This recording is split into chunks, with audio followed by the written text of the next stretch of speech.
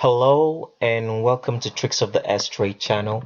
Today is the 9th of May 2017, and today we have a presidential candidate, or what we would say the president-elect of France. His name happens to be Emmanuel Macron. Now I'm going to show you a quick web page on how he won the French election. And here is Emmanuel Macron right now, as you can see. And first off the bat, I just want you to take a look at that hand, and you can see how small that hand is relative to the face. I just want you to take note of that first of all, before we get into Emmanuel Macron fully. Now, according to Yahoo, and as usual, all media, I usually say this in all the videos that, all media, all forms of media that's being put across to you, it doesn't matter in what form it comes from, whether it's the internet or music, TV, as long as media, it's owned by Vatican, and they use proxies to run this. So let's just read from this web page on how it says that it says political newcomer Emmanuel Macron will be France's next president. Posters projected Sunday night, delivering a resounding victory to an unabashedly pro-European former investment bank and strengthening France's place as a central pillar of the European Union. So today I want to break down democracy into a simple I just want to break it down simply so people can understand that the thing that we call democracy is just a way in which the Vatican used to upset kings and queens which were in position to it after the Reformation. And that's what I want you to have a knowledge of today as we get into this particular topic about Emmanuel Macron. So first of all, if it's your first time on our channel, as I usually say, I'd like to welcome you. But before we go further, if it's your first time, I want you to pause this video right here and go look for the primer video on our channel. It's not going to make any sense to you if you watch the videos on our channel without watching the primer video first. It's very, very important that you do. And also, when you're done watching the primer video, I would also advise that you go to a video. You can click on any of the videos. For example, I'm just going to show you. Let's take, for example, a video right here called real gender, not transgender or transsexual. That's actually on our channel. All right. Let's see if the video will open up quickly. It's opened up. So what happens is, for every video that we make, we have a document that's attached, and I want you guys to please download that document, all right, and study it. The document is like 44 pages long. Even though it's 44 pages long, it would actually take you 30 minutes to go through it. Okay, so I guarantee and I promise you with 30 minutes, because it just has a lot of pictures. So all you need to do is go to the YouTube screen as you're seeing right here and click on show more as I'm clicking, and you see a link right there. Click on that link. It will take you to a document. Download the document, study it. It's 44 pages long, but it will take you 30 minutes to go through. I want you to do that before you can continue watching our videos. If you haven't done that, please do so. If you have done so already, then you already know what else to do. You just need to follow us all through. So usually, like I always say on all our channels, on all our videos, we are not against transgenders. All right, we can judge people who are transgenders, because like I've said before in one of the videos that you can only judge someone that you have authority over. We have no authority over transgenders. So for example, if you go to a law court, right, the judge judges you because he has been set up as an authority over you to judge you. That's why he can pass judgment. So for us, we can't judge anybody because we have no such power over transgenders. All right, what we're merely just trying to expose to you is the fact that there's a lot of deception going on in your world, and the people responsible for it is the Vatican. So like what it means is that we're trying to address this problem from the roots. So because if you see a tree, right, you can't know what type of tree it is until you see the fruits. So the fruits of this tree is actually the transgenders you see, But the problem, the root itself, is the Vatican. So that's what I want you to understand, because the Vatican has set up a machine in place, a system in place, which is given to manufacturing kids, just like you would manufacture any product that you're going to sell. All right. These kids are taken at a tender age before they can make that decision. All right. To say, okay, I don't want to live in a sex or gender that I was born with. I want to live in a different sex and gender. That hoax. All right. But these kids' choices are taken away, and these kids are forced, castrated, or mutilated, as the case may be, and forced to live in a gender and sex that's not the gender that they were born with, technically making these slaves, making these children slaves. All right? So, and using these people to control the perception of your world. That's why you need to watch the primer video to fully understand the statements that I just made. Okay? Please do so. So, and that's what I'm saying. So that's what we're trying to expose here. We have no problems against transgenders who are mature in the sense that they've reached the age of adulthood in which they can make decisions on their own and say they want to leave the hoax or fantasy of being a gender other than the gender that they were born with, because it's a hoax. It's a very serious hoax and cosmetic fantasy. It's a medical hoax, because you have to understand that when a child is born at conception, the sex is determined and nothing can change that. So whatever you're doing is just cosmetic. It's just more like a woman putting on makeup. It's not the real woman that you're seeing. It's just a woman with makeup. But in terms of this, it's very, very serious, because people don't understand that you can't change your biology. Your biology is always going to be stamped XY or XX, as the case may be, if you're female. All right? And people don't even understand that the hair, a female's hair on her body and on her head, is different from a male hair, because they contain different types of eumelanin. What's the right word for it? I think it's eumelanin structures in it. It's both different for male and female.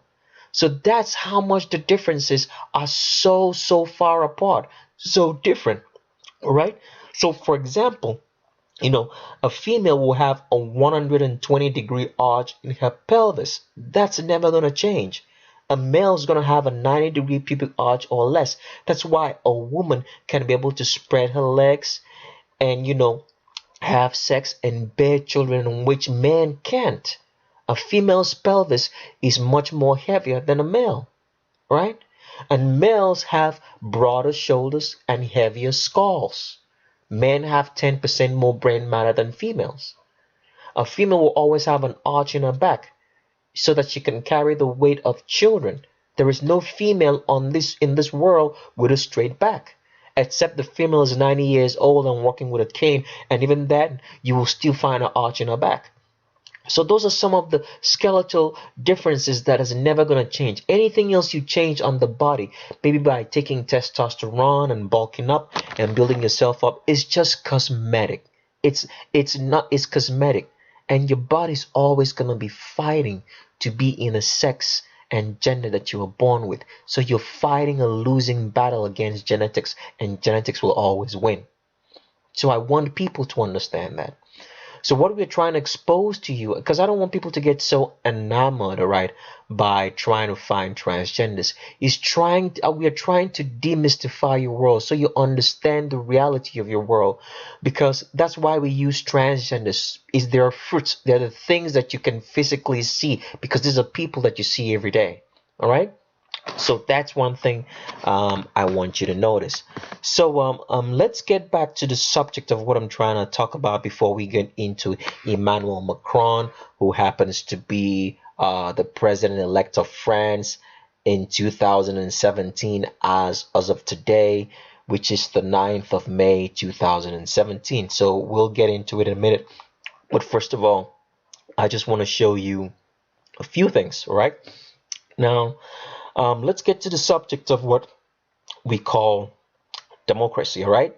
And I'm on the wiki page of democracy, all right, right, just to explain what it means. And as you can see, he says democracy comes from the Greek word.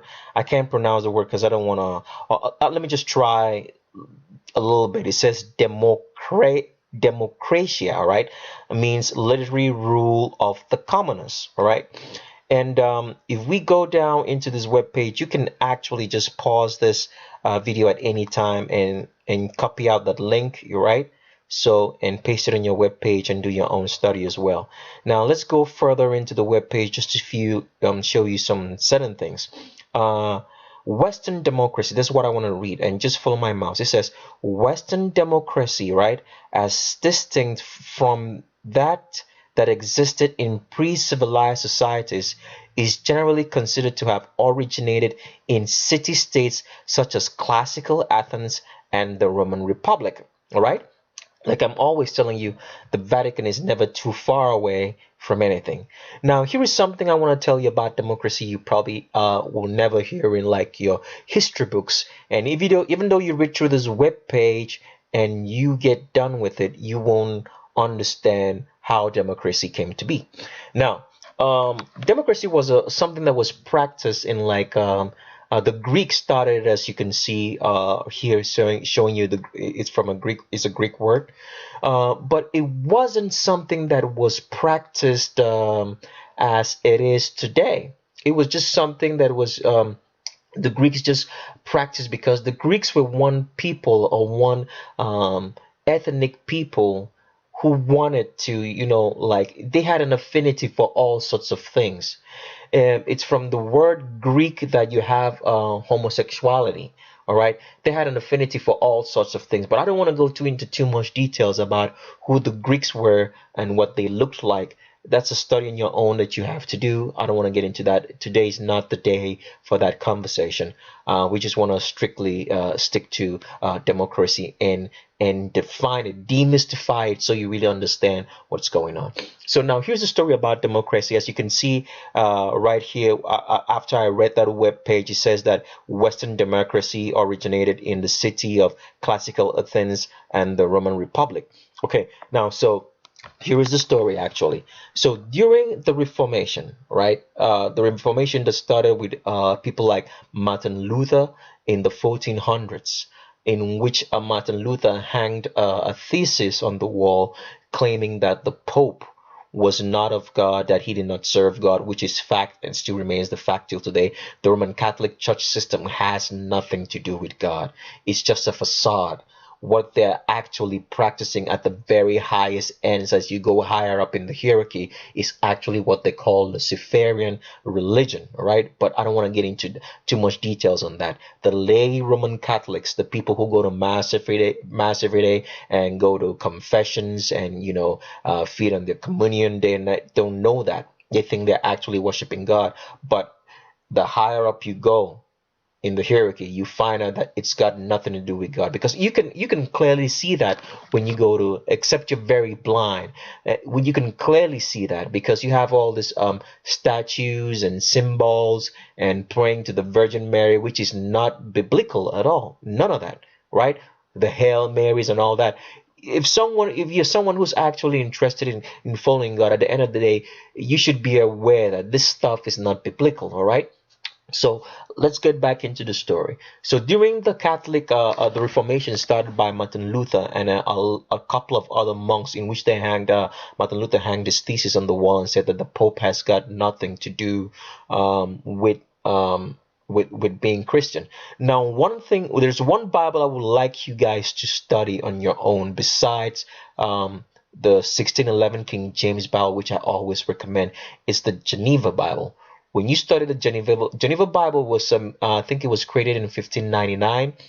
It wasn't very public. It was one of those Bibles that the early church reformers, the people who started the Reformation, like Martin Luther, translated the Bible from the Latin tongue, because all Bibles during the Roman Catholic era before the Reformation was read in Latin. That means if, for example, you were an English speaker or you were a Dutch speaker or you were a German speaker, when the Bible was being read to you, it was read to you in Latin.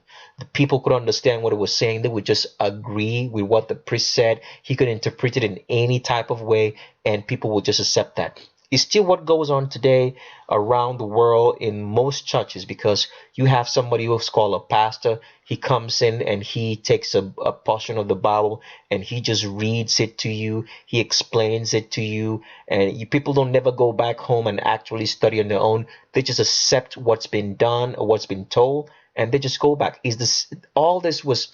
It's Roman Catholic, way of teaching. All right.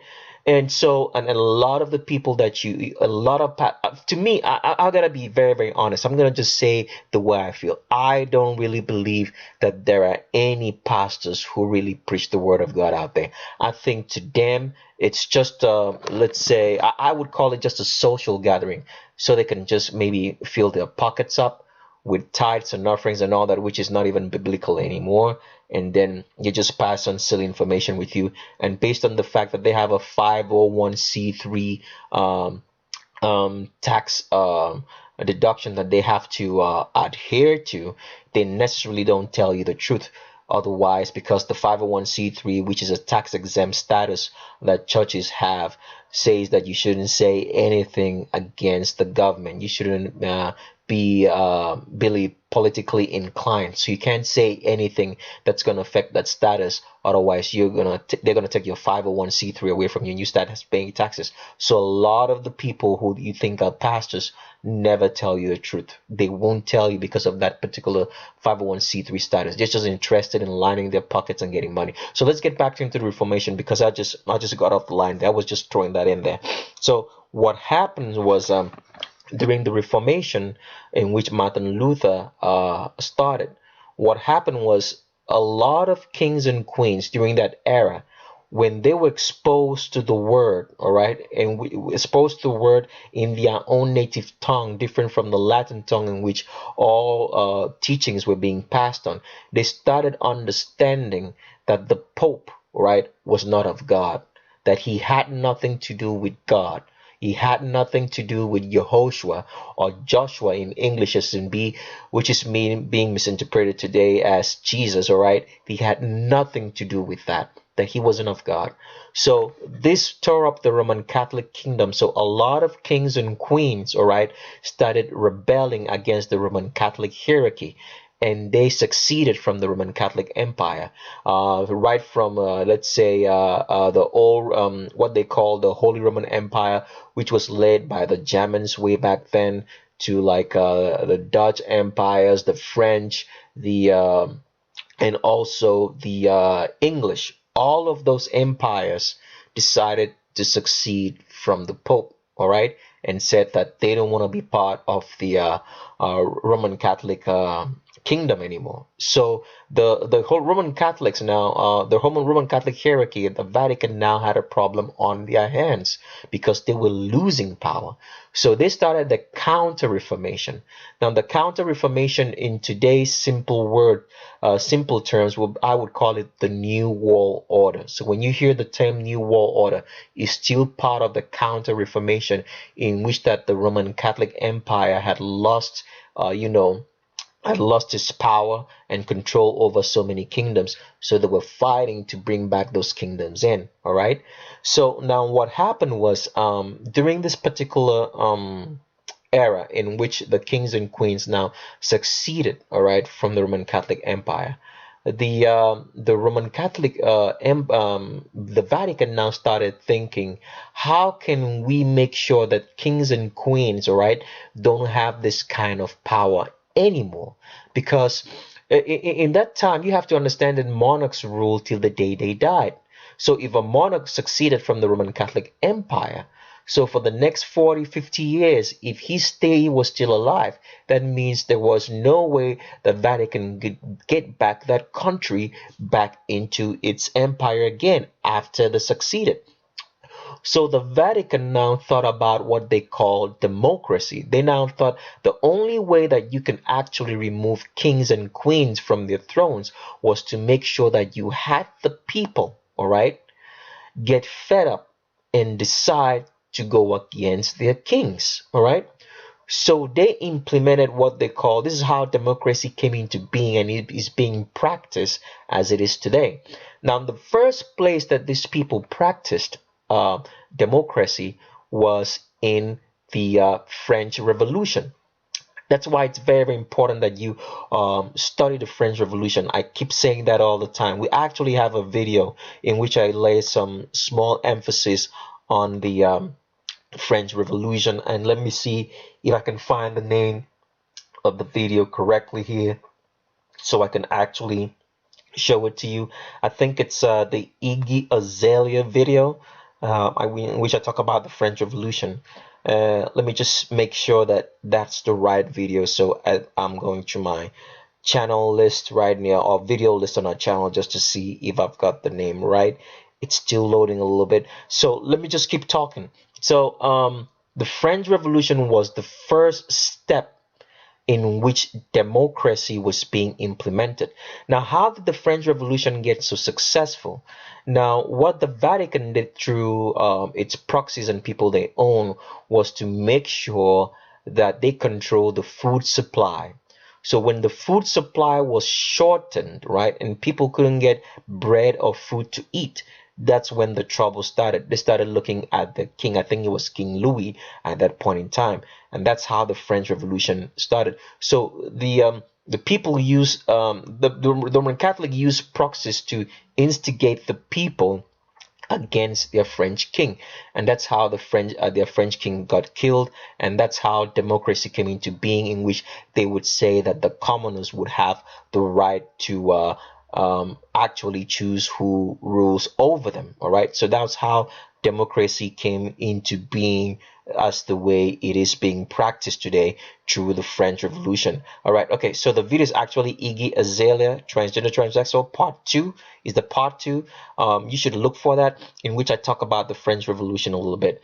So that is how democracy came into being. All right, so democracy today is to make sure that anybody, any king and queen who is a rebel, right, to the Roman Catholic Empire cannot last. That's why the Roman Catholic, the Vatican today goes about spreading democracy all around the world. All right.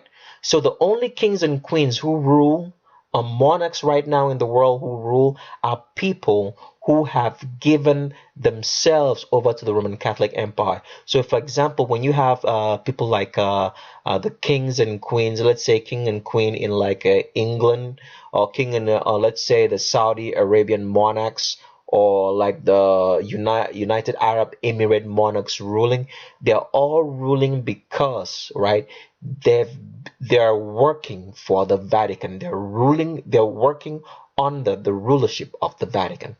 So the Vatican uses democracy as a threat to any king and queen who does not submit to its rulership. That's what democracy is for. So now, with that said, now you have to understand that when the United States of America, now we're gonna switch a little bit right now and talk about the United States, because people always say that the United States was is a land of the free. All right, now you have to understand that at the beginning of the United States, the people who actually brought the United States into what it is today were people fleeing away from tyrants, kings and queens that they didn't want to be ruled over, and from the Roman Catholic Empire. But the Roman Catholic Empire hijacked what is called the United States right from inception. This is what people don't understand. So when you hear that, for example, we always, I mean, it's in history, it's not what you hear, that the people who established the United States, like the Constitution of the United States, were Freemasons. You have to understand that Freemasons are working under, all right, under the power of the Roman Catholic, or the Vatican itself. They're under direct subjugation to the Roman Catholic hierarchy, the Vatican itself. So with that, I want to switch. Since we've laid a little bit of foundation for democracy, now I want to get into the Electoral College. All right. Now, a lot of times you hear that the Electoral College, all right, decides who is going to be the president of the United States. And I'll just read some few things. On this wiki page, you can pause the video and copy out that, or you can just Google Electoral College, and it will take you one of the search results that will come up will have to do with Wikipedia, and you can read that. You can pause this video and you can read along with me. So let's get into the Electoral College, because I want to show you how the democracy, it's a total scam, especially as it's being practiced in the United States. So I'm going to read something about the Electoral College from this wiki page. It says here, the United States Electoral College is the mechanism established by the United States Constitution for indirect election. What does indirect election mean? Indirect election. Remember the purpose of democracy in the first place, because I had to explain this so people could understand. The purpose of democracy in the first place was that people could elect. That means rule by the commoners. That means commoners, or let's say people who are not monarchs. That's the right way. People who are not monarchs could determine who rules over them. Does it make sense? Now, if that was the true meaning of democracy, why is it that in the United States Electoral College, right, as being defined here by the wiki page, says that is a mechanism established by the United States Constitution for indirect election of the President of the United States and the Vice President of the United States? That means they don't want, if democracy in the first place was to give commoners the ability to choose who rules over them, now the Electoral College is working in the opposite direction. It means that you cannot directly, right, choose your president. All right. So why do you think that mechanism is in place? Because the Vatican doesn't want anybody, doesn't want simple people, or people who are not monarchs, or people because they technically look at us as sheep, people who have no understanding. They take a look at people as sheep, or as like simple-minded folk who should have no business choosing who runs over them. Meanwhile, the democracy that they're preaching was supposed to do that in the first place. But now when it comes to the president of the United States and the vice president, they say, no, no, no. You cannot have common people, all right, the people directly electing the president, because they don't want you choosing somebody who's going to take their plans overboard. Does it make sense? So I want you to know that. And I'll show you some more of that in a second as we go along. Now, what happens, let me see if I can roll down. I want to show you some certain facts about the Electoral College. Now, it says that each state, now Electoral College, the way it works is like each state now chooses electors. Now, the electors is made up of, so for example, of the number of people in the House of Representatives and the Senate. They combine to make the electors. Now, these electors will choose who is the president. And I want you to remember that very clearly as we read into this page. It says each state chooses electors amounting in number to that state's combined total of senators and representatives. All right, so that means there are a total of 538 electors corresponding to the 435 representatives and 100 senators, plus the 3 electors of the District of Columbia is provided by the 23rd Amendment. Now, this story of elections, because I remember one time I was having a conversation with a lady, and she told me that it was during the Donald Trump election and the Hillary Clinton, and she told me that I should vote, and I told her that I don't vote because my vote doesn't count. And this lady got so upset with me. How would I say such a thing? That United States is a free and democratic nation in which you people have rights. And I told them that the people cannot choose the president of the United States. And she couldn't understand that. So I now asked her if she didn't remember the story between the election that happened between George Bush and Al Gore. And I asked her, who did the people actually choose or like to be president? It was Al Gore. How come President Bush won the election? And she said, she doesn't quite remember. And I told her that's because President Bush won the election through the Electoral College, who decides who becomes president. All right.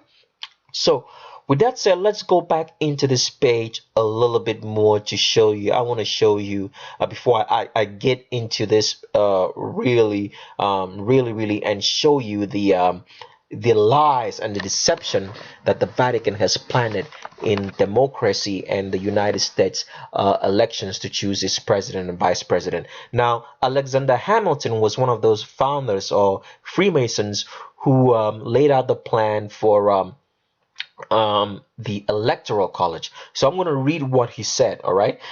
It says here in the wiki page that Alexander Hamilton, in Federalist number 68, laid out what he believed were the key advantages to the Electoral College.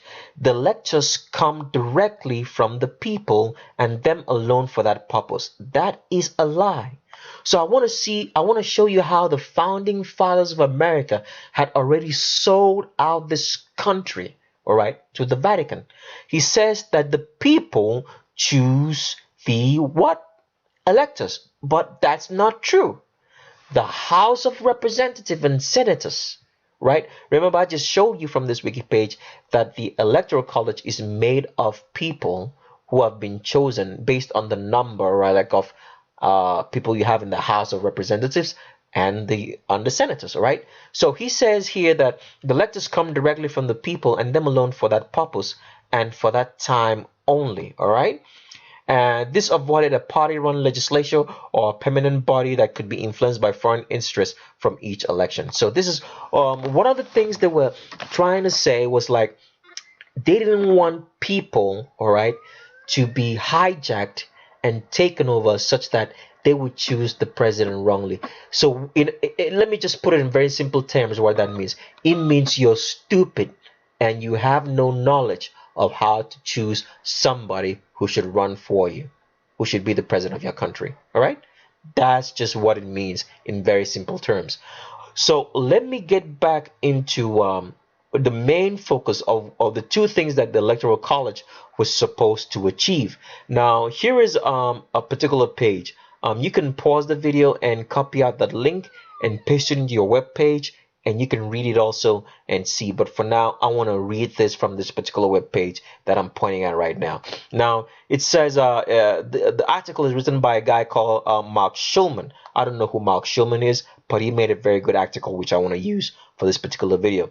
He says the Electoral College was created for two reasons, all right? The first purpose, all right? The first purpose was to create a buffer between population and the selection of a president, all right? So it was to create like a buffer so that people wouldn't choose the president directly. Now, the second part, as I'm reading here, it says, the second, as part of the structure of the government that gave extra power to the smaller states. That really doesn't matter, all right? Now, based on the first part, this is what we're going to be reading is what it means by saying that the first purpose was to create a buffer between population and the selection of a president, which was his primary aim. It says the first reason that the founders created the Electoral College is hard to understand today. Now, this is Mark Schulman saying that, all right? It's not hard to understand. This was what the Vatican designed it to be, under the guise of using the guys like Alexander Hamilton and those who wrote about the Electoral College. It says the founding fathers were afraid of direct election. Much more, let me just put it right there so you understand as I'm reading. We would say that the Vatican was afraid of direct elections because the founding fathers were Freemasons, and as we all know, Freemasons work directly for the Vatican. There's no mistake about it. The Vatican controls everything. All right. So let's just keep reading. So when you see where he says the founding fathers were afraid of direct election, you should just say the Vatican were afraid of direct election to the presidency. They feared. Now let's continue. The Vatican feared that somebody could manipulate public opinion and come to power. Hamilton wrote in Federalist Papers, all right, it was equally desirable that the immediate election should be made by men most capable of analyzing the qualities adapted to the station, right? Let me read that. To the station and acting under circumstances favorable to their deliberation, and to a judicious combination of all the reasons and inducements which were proper to govern their choice. A small number of persons selected by their fellow citizens from the general mass will be most likely to possess the information and discernment requisite to such complicated investigations. In simple terms, it just means that you're a fool, all right? And that this small number of people, this 538 electors or so, could be able to make judgment that's required of them to be able to choose a president for you. That's just what it means. It means you're stupid and 538 people are much more wiser, all right? It says, I'll continue reading. It says, it was also peculiarly desirable to afford as little opportunity as possible to tumult and disorder. This evil was not least to be dreaded in the election of a magistrate who was to have so important an agency in the administration of the government as the President of the United States. But the precautions which have been so happily concerted in the system under consideration promise an effectual security against this mischief. Now, one of the tricks you have to know about somebody trying to scam you, when people write so much convoluted sentences, because like all the laws, mostly in the United States and around the world, are so convoluted, made of big words, right? Which will be difficult to discern. You have to understand that someone is setting you up for a scam and he's lying to you. So what I've just finished reading here was Hamilton was saying that 538 people, they put it in today's words, would be able to choose the president much more effectively than, all right, let's say the number of people who were in the United States. Now let's take a look at how many people we had during this time in I think the Electoral College was established, I think, in the 1870s. Let me see. It was actually in 1787. The Electoral College was established in 1787. So let's take a look at the population of the United States at that time. Now it says in the first census, the population of the United States was enumerated to be 3,929,214. Now this was the population of the United States in 1787. Now this brings me to a question. I've talked about this before on one of the videos, and the video is actually, let me see if I can look that up again, is, let me see the name of the video, let me see if I can find it. What's the name of the video? The name of the video is Kevin Bacon, Transgender Transsexual Hebrew Israelite Theory. Now, I talked about the fact that there were black people already in the United States as of that time, all right, and that the number of people, all right, that was shipped from Africa, all right, bearing in mind that the population of the most populous nation in Africa, in West Africa, in which the transatlantic slave trade started, just barely hit, about 160 million people. So if you regress back to that time, you had less people living. So now the question, why I just brought this to your attention was because if you had 4 million people, all right, and the slave trade, the transatlantic slave trade, shipped over closely, let's say about, I think they said 25 million or 20 million people, or more, up to 100 million at that point in time. I want to ask the question, why is this population still this small? If you had 25 million slaves coming down to the United States of America, black folk. I'm just throwing that out there. But that's not the subject of what we're talking about. It's just something that you should take note of. All right. So now what I'm trying to say here, let's get back to what I'm trying to say, is that if the population, if you have let's say close to 4 million people living in the United States as of the time 1787, when the Electoral College was made. And the Electoral College was saying that 538 people, all right, according to the wiki page, based on that number has been increased a bit because maybe the number of House of people in the House of Reps have increased, and the number of people in the Senate has also increased. Now, I want to ask you a very logical question here, because according to Alexander Hamilton, the Electoral College would make sure that the people don't choose a tyrant. I want to ask you a question. How easy is it to you to bribe 538 people to choose a president for you compared to 4 million people? You see how stupid that sounds now?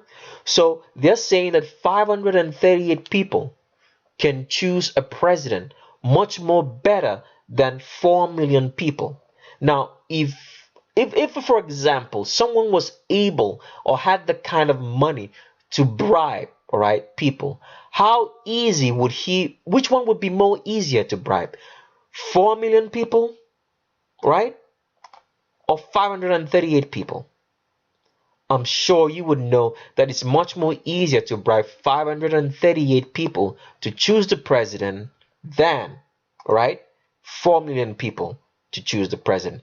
It would be more difficult in 1787. Now, America's population today, let's say population of the United States today, all right, let's just do that and find out how many people.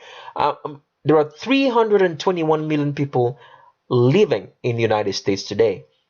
And these 538 people in the Electoral College are the people choosing your president. So the question now is, which one is easier to bribe? If a tyrant is supposed to take over the country, all right, which route would be the easier route for him to go to take over the country, to use? Would he be easier for him to take over 321 million people as compared to 538? I'm sure a tyrant would make this, right? It would be easier for him to take over 538 people. So that is what the Vatican did to be successful under the guise of democracy. So they made sure that the people, right, because they know it would be much more difficult to go through the whole of the United States to be able, all right, to twist their minds to choose a president which they can control. It's much more difficult, but it's much more easier for them to control 538 people who choose the president, to make sure that none of you guys in here can actually choose a president that comes from you. So that means all the presidents of the United States, in most cases, have always come from the Vatican, who controls the pool. Does it make sense? So that's the breakdown of democracy that I wanted to break down to you guys today, before we get into Emmanuel Macron.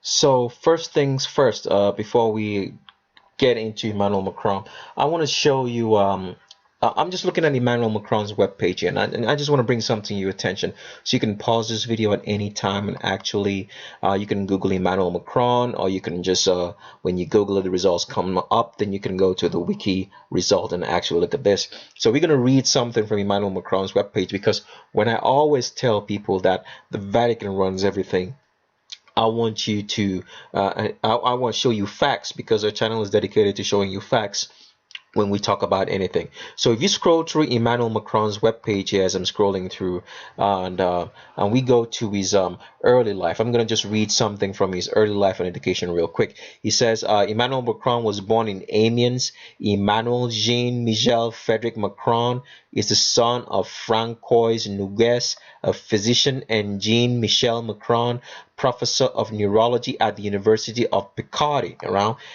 He says here that he was raised in a non-religious family. He was baptized a Roman Catholic at his own request at age 12.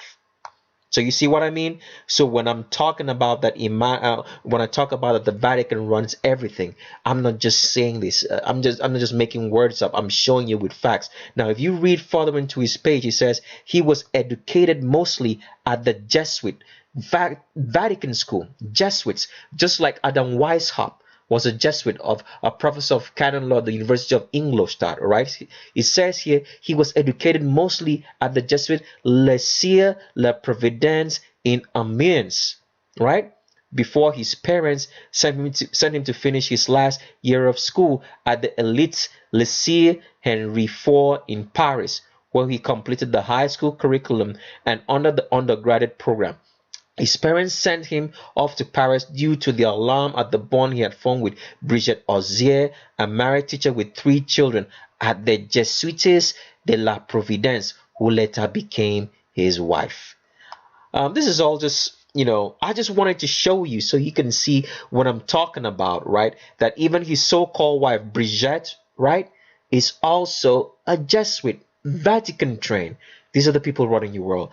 That's just what I wanted to bring to your attention. So before we go any further, all right. So let's go dive deeper into Emmanuel Macron. All right. So let's get into Emmanuel Macron, who happens to be the president-elect of France as of today. All right.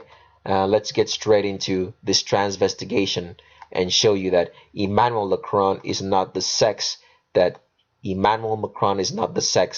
he actually says he is. Now, one thing that bring how I got into like looking at Emmanuel Macron was Emmanuel Macron actually is married to a lady called Brigitte. Now, Brigitte is 25 years older than Macron. And what I did notice, first of all, was that they're almost of the same height. And Emmanuel Macron's head looked almost the same size, if not very slightly smaller than his wife. So that made me look and say, what sort of man's, because I know that, like I've always said on our channel, if you're trying to compare skulls, you have to make sure that the skulls of the people you compare are skulls of the same ethnicity, same height, and you also have to take into account the weight. You can't compare skulls of different ethnicity because, as I've said earlier on my videos, is that the skulls of black people are much denser and heavier, all right, than the skulls of other people from different ethnicities. So that's why you can mix and match the skulls, except they are of the same ethnicity, all right, when you're comparing skulls. So you compare skulls of the same ethnicity, the same height, and you also have to take account of the weight. Now, so what I did notice was Emmanuel Macron had the same head. His head was the same with that of his wife. I'll show you his wife later, but we're gonna start transvestigation here. Now, what I want you to notice is how Emmanuel Macron crosses his legs here. All right, see that?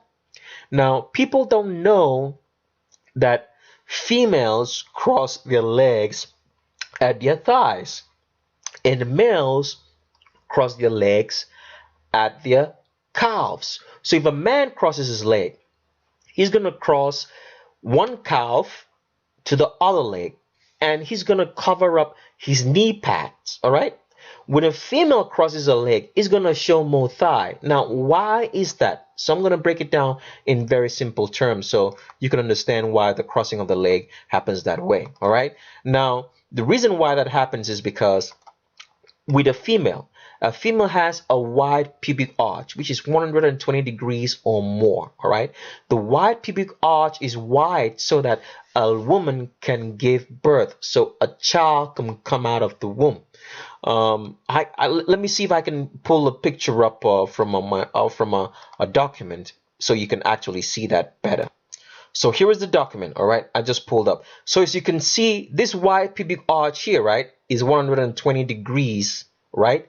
So that's why a baby's head can come out of the womb, as you can see from this picture, from this particular picture right here, 120 degrees wide. With men, this pubic arch is 90 degrees, so a baby would not be able to come out of that womb. So this is how a baby comes out of the womb.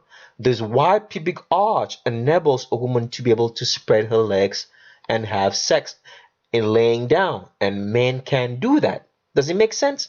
So now let's go back to what I was trying to show you from that particular picture I had. So this wide pubic arch here, all right, because the pubic arch is wide, okay?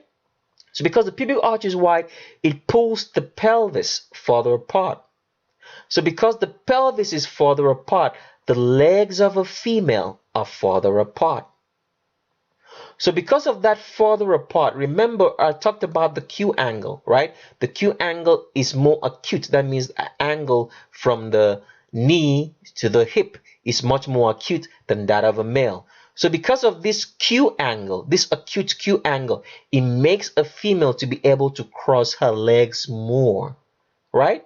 Does it understand? So the thigh here can cross over the thigh here because of this wide Q angle, all right? Does it make sense? Because of this acute Q angle and wide pubic arch. So it's more like the cross is much more acute when a lady crossing her legs because of the Q angle and her wide pubic arch. Males have very narrow, right, pubic arches, so they can't cross their leg much as a female should. So when a man crosses his leg because of his less acute Q angle, he's going to cross it more at the knee. So I'm going to show you some more pictures to make you see what I'm saying. So let's pull a picture of, this is Emmanuel, and I want you to take note of how he crosses his legs, right? And let me pull up another picture of a woman crossing her legs. Now I want you to see the similarity. See what's happening here? You see there's more kneecap revealing. See that? There is more kneecap on this female. See how the thighs cross? Because the pubic arch pulls the legs further apart, so it crosses more. The legs cross more. And as you can see, that's why Emmanuel Lacroix's thigh are showing. All right? Because his pubic arch is wider, so he crosses his leg more, just in the same like this female. Now I'm going to pull another picture of a man that Emmanuel Lacroix went to see. I don't know who he is, but it's still from the same photograph. And I want you to take notice of this. See, this is a man crossing his legs. Let me try to pull these pictures a little bit more so you can see more. All right. Now here is a man crossing his legs. As you can see, you don't see the kneecap of the man. Why? Because men cross their legs at their calves. So the man's calf, right? The calf is the leg, is the muscle just below the knee. All right. The man's calves would touch his other leg, right, at the knee. This is how a man crosses his leg, and you see less thigh, all right? When a female crosses her legs like Emmanuel Lacroix or here, right, you see more thigh. So you can see this picture. You can see that this picture is much more closer in resemblance to this one than this one, because this female is crossing her legs at her thighs. See how the thighs here cross and the kneecap is showing? And the same thing that's happening here with Emmanuel Lacroix. See, his kneecap is showing. You see more thigh. And with this man, you see less thigh. You don't see kneecap here, but his legs cross over that kneecap, because this is male, this is female, right? See the leg comparisons right there? All right. So let's move forward with another picture. All right. So you will see more of this. Let's go further. We already showed you that. That's still Emmanuel Lacroix. And I want you to take a look at the small hands. I already showed you in the first picture when we started talking about it on the Yahoo page. But I just want you to take a good look at that. Small hands is always the indication that it's a female. Because if you cut his hands, if you cut his hands right here at his wrist and pull it over his face, it's going to feel 3/4 of his face. That's what usually happens with males and females. The hands are comparable to the face.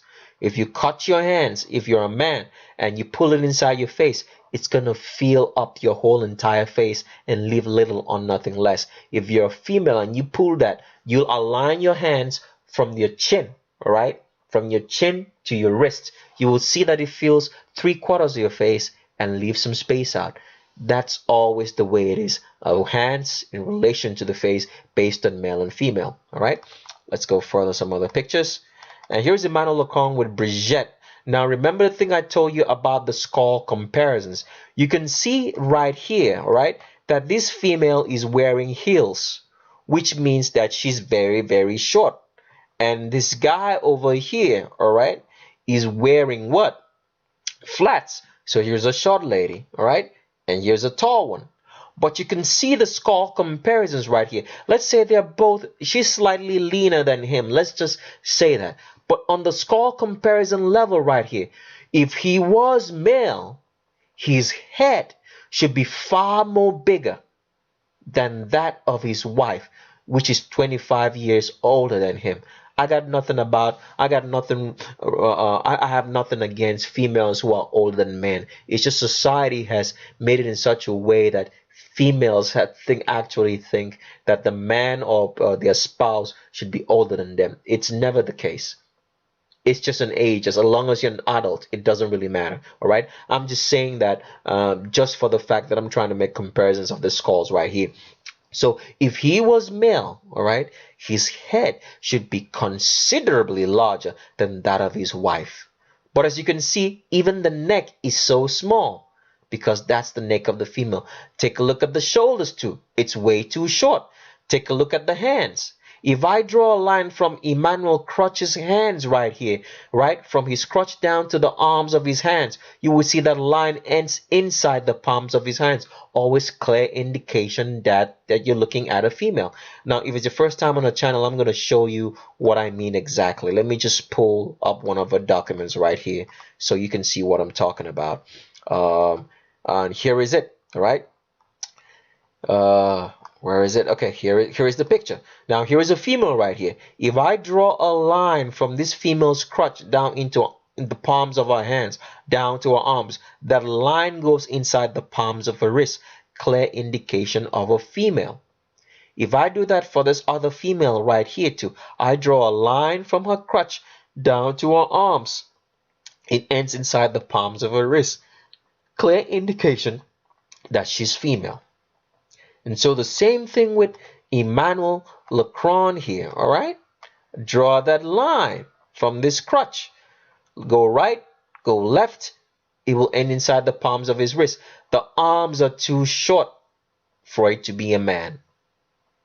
A man has longer arms in relation to the body. And as you can see, he still has a cute angle going on here, but we'll show you more of that as we go along, okay? Let's go to the next picture. And here's Emmanuel Macron with the former president, the outgoing president of France. And what I wanted to bring to your attention is the jawline. Now, a lot of people, you might see females with a jawline that looks like it's square. That's because you're looking at it from, let's say, the frontal view, all right? If you look at it from the side view, a female's jawline will always start sloping directly from her ears. It won't drop down straight. So the jawline is going to be shaped like a C, while a man's own is always going to be shaped like an L. As you can see here, Emmanuel Macron's jawline, right, slopes way too suddenly from his ears. It's not going down straight as it should be for a man. Let me show you from a document so you'll see that a little bit more clearly. Let me go up the document right to the start of the page. And let me show you what I mean. So from the side, all right, from the side, the jawline is always going to drop a little bit more from the ears down before it goes into the chin, all right? For a female, it starts sloping already, right? See that? It just starts turning. For a man, you can see it's dropping, right? For this, it starts turning. Okay, well, something wrong with my mouse. Sorry. It starts turning because this is female. So if we compare that, all right, to Emmanuel Macron, you can see that it's turning into a C already. It's not dropping down into an L shape. It's comparable to that of the female on his right, the outgoing president of France, Le Pen, right here. See how the jawlines are similar? Because these are two females. All right. All right. Let's go further. Some other pictures. And here is a picture of Emmanuel Macron from his Instagram page. And he should never have taken this picture because I'm going to blow it up as much as I can. As you can see right there, can you see that hourglass figure from the back? Can you see that? Can you see how wide and how that figure of the hips is shaping out right there? See that? See that hourglass figure? You're following my mouse? You see that? See that hourglass figure? That's not the thighs of a man. Those are not the legs of a man. It should be straight. The Q angle shouldn't be this acute, but you can see that it's flowing, right? It's flowing. Hips, because he's got hips. Emmanuel Macron is female. That's why he has that hourglass figure right there from behind. I bet you never thought that nobody would be taking a look at this picture from behind like the way I am. So he's going to be shocked. Well, he's not going to be shocked. She's going to be shocked. Let me put it right. She is a she. All right. So let's go further. Some other pictures. Here's Emmanuel Macron with the vice chancellor of Germany, Angela Merkel, I believe. But what do you guys notice about this? The arms are way too short. All right. If you're a man and you did this and you cross your arms this way, it would drop below to your crotch. It wouldn't be this high. And see where how the length of the shoulders are? The length of the shoulders down here, it's way too short. It's similar to that of the female over here. The length of the arms. If I draw a line from his elbows right here across, see that? Follow me? You would see it crosses right into the other female on the right, because there are two females. If he was male, right, these shoulders would drop much more longer around here. It would be somewhere around that. See that? Okay, because this is female, right? The length of that shoulders right here, where it bends right here, see, it's right there, is comparable to that of the female here, because these are two females. All right. And even with the head comparisons, his head is actually smaller. Now, they are of the same height. This woman just has a little bit of more fat. If she was the same weight with him, you would see that the head comparisons would be the same, meaning that you're looking at two females, right? Another picture. Now, here's another picture of him sitting. As you can still see, the skew angle is still too acute. See that? The hips are still there, all right? And he's crossing those legs at his thighs, all right? Okay, some more pictures again. And here is the one that really came to my attention. Now, can you see that he's spreading? Now, here's Emmanuel Macron, because they say he supports the LGBT community. And they call this, he was coming out, all right? But as you can see right here, he has hips. Can you see that? The female indentation above the navel? And you can see the position of the navel. It's way inside the torso too much.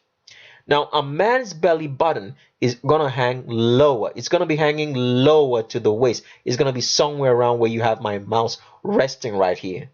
This is way too high. And as you can see, he's spreading. Can you see that? And one of the tricks of the trade, people don't know this. When female to male transgenders are trying to hide their hips, what they do is put their hands inside their pocket.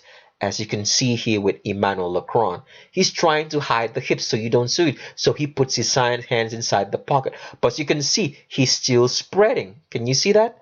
Hourglass figure.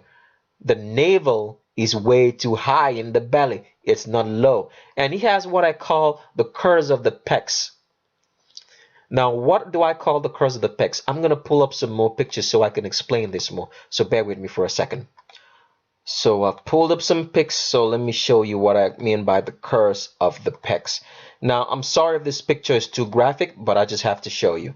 Now, a female, no matter what a female does, no matter how much testosterone she takes, all right, and bulks up like the female that you're looking at my picture right now, females will always have what I call the curves of the pecs. The pec muscles of a female are not designed to have mass and be heavy like a man's chest, because they're designed to carry mammary glands, tissue, and breast, as you can see from this page. Can you see how flat these pec muscles are? This female is really bulked up, but can you see how the upper pec muscles are flattened out? It's the same thing that Emmanuel Macron has over here. He has a flat, underdeveloped pec muscles because it's female. Those pec muscles are not designed to be carrying, to have mass. They're designed to carry breast tissue and milk. Now let me show you the difference between the pec muscles of a female and the pec muscles of a dude. Now here is Dexter Jackson. He's one of my favorite bodybuilders, all right? As you can see, those upper pec muscles are very, very developed. Now, both of them are on testosterone because in bodybuilding is what you have to do to have mass. And as you can see, he has very upper developed pec muscles because he's male. And this female here, with all the testosterone she's taking, the pec muscles, upper pec muscles, are not developed because it's female. Women are not designed to have that. And it's the same thing that Emmanuel Macron has over here. All right, so let me show you an example of another female. Look at this, another female right here who's still a bodybuilder. As you can see, those pec muscles, upper pec muscles, are still flat, but because the breasts are designed to have mammary tissue, right, not to be developed and massive like that of a man here in Dexter Jackson. I'll show you another female, and see that here's another female still. All right, see that the pec muscles are underdeveloped because they're designed to carry breast tissue, all right, and not be massive like a man. And this is what Emmanuel Macron has over here, underdeveloped pec muscles of a female. And look at the hourglass figure, right? Look at that hourglass figure as he's spreading, right? He's got hips, he's got curves, and he has the female indentation above the navel. That's where his waist at. And see that navel right there is deep inside the torso of the body. It's not low as it should be for a man, which it should be around here, because this is a female. This is no dude, all right? Some more pictures. And here's Emmanuel Macron again. As you can see, he still has that Q angle, right? And he has hips. Can you see how acute the Q angle is? Because the Q angle of a female would be much more acute than that of a male. All right? Okay. Some more pictures again. And here's Emmanuel Macron. Still the length of the arm. See how short it is? See? He has this crutch. Draw a line from that crutch down to his arms, and you can see it ends inside the palms of his wrist because he's male. And see how short the shoulders are, right? They're not broad enough. And here's him with John Kerry. If John Kerry can tell you that this man is a tranny, is a transgender, how can you be sure that John Kerry can tell you anything that's true? That's why you can have no role models in politics, in media. Once you see anybody on TV, like I usually say, you can't trust them, because the Vatican owns all forms of media. Everything you see on TV is owned by the Vatican. In one of their 25-point plan to rule the world was to make sure that they owned all media. If you want to watch and know a lot about what I'm just talking about, you come to our channel and you look for the video called let me see again, what's the name of the video? Serena Williams video on our channel. I explain about a 25-point plan in which the Vatican designed under the guise of the Illuminati, using Adam Weishaupt, who was a trained Jesuit priest, a professor of canon law in the University of Ingolstadt. He was a Jesuit. He was Vatican. They used him to infiltrate all Freemasonry so they could usurp all kings. All right, that 25-point plan, which the Adam Weishaupt told them that they would have to use to run the world again, to counter the Reformation that had happened. It made sure that they would use all media. They would have to own all media in whatever form or format, whether it be the printing press, the internet, all right, or TV, radio, whatever that's media, books, educational system, that they had to own it all if they wanted to win the Counter-Reformation and get back the Roman Catholic Empire into its former glory. All right, so that's the video that you would need to watch to see that. Okay, so let's get back to Emmanuel Macron again. Another picture of Emmanuel Macron. And what do I want you to notice here? The small neck. That neck is not wide enough. All right, okay, there's no distinguishable also male brow ridge. All right, and this is what I'm saying. This is one of the a few examples I can show you. When you look at the face from the front like this, especially if it's female, you would see that the face of Emmanuel Macron is quite oval. It's not square enough. All right, it's oval. Oval, see the way it's slanting inside? All right, it's not square enough to be a man's face. All right, some more pictures. Here's Emmanuel Macron again with his wife Brigitte, and you can still see the Q angle. It's way too acute. That's the Q angle of a female, the way it stands. Look at the stance. And if you draw a line, that's the crutch right there. Like I said, to the right or to the left, it ends inside the palms of his hand, clear indication of a female. And look at how acute that Q angle is when he's standing. See that? That's how a female stands. That's not a man stance at all. All right? He's been fooling. Well, I have a commentator on a channel who said that he's not surprised by all of that. He technically believes that almost everybody in France, especially France, is transgendered. I don't know how true that is. If that commentator is watching this video, I would just advise him to send me a message and we can talk about this. But here is Emmanuel Macron, and as you can see, the head is the same as the head of his wife, who's actually shorter than him because she's wearing heels, because this is two females. They've been lying to you, telling you that Emmanuel Macron is male. No, he's not. He's a woman. All right. Some more pictures again. And here's Emmanuel Macron. He has an arch in his back. Can you see that? Even through clothes, you can still see the arch in the back. The arch in the back of a female. All right. The arch is necessary for support, so the child, so that the female can carry the weight of pregnancy and carry the weight of children. All right. If it's your first time on our channel, I have to show you that from a page again from this particular book, which I advise that you should download and study. Let me just scroll down into the page a bit, and here we are.